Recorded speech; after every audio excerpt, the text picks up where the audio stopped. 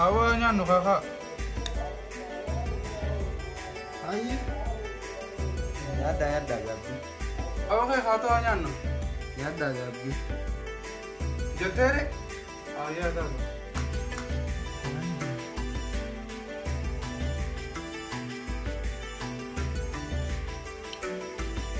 Oh. Refu mai tensa? Maje tete. Umanjanne. Refu tanam banar. Wanam tunje. Ni nyanda ko fanje ni. Anyan nunje. Bersalim bana.